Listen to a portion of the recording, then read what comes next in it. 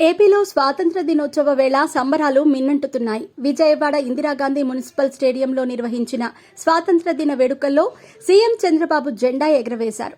అనంతరం కీలక ప్రసంగం చేశారు. దేశంలో తెలుగువారంతా కలిసి ఉండాలని గతంలో కలలు కన్నామని, విశాలాంధ్ర పోరాటం, పొట్టి శ్రీరాములు త్యాగాన్ని వివరించారు.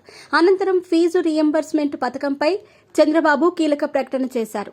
గతంలో 2014లో రాష్ట్ర విభజన తర్వాత తొలిసారి ప్రభుత్వం ఏర్పాటు చేసినప్పుడు నవ్యాంధ్ర కోసం తాము చేసిన ప్రయత్నాలను చంద్రబాబు వివరించారు.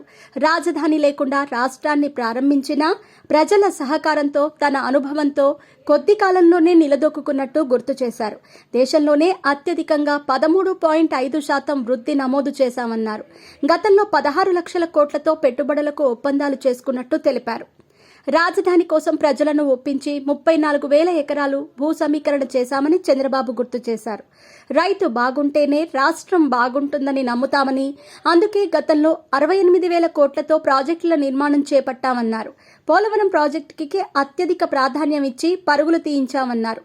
కానీ ఒక్క ఛాన్స్ పేరుతో మధ్యలో వచ్చిన వైసీపీ ప్రభుత్వం అన్ని రంగాల్ని నాశనం చేసిందన్నారు. బాధితుల్ని, నిందితుల్ని చేసి 5 ఏళ్ల పాలన చేశారని విమర్శించారు. గతంలో టీడీపీ ప్రభుత్వ హయాంలో ఉన్న ఫీజు రీయింబర్స్మెంట్ పథకాన్ని తిరిగి అమలు చేస్తామని చంద్రబాబు ప్రకటించారు.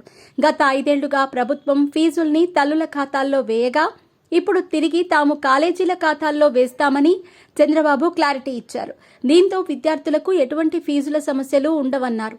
బోధనపై దృష్టి పెట్టడం కోసం టీచర్లపై అనవసర యాప్ల భారం తొలగించామని గుర్తు చేశారు.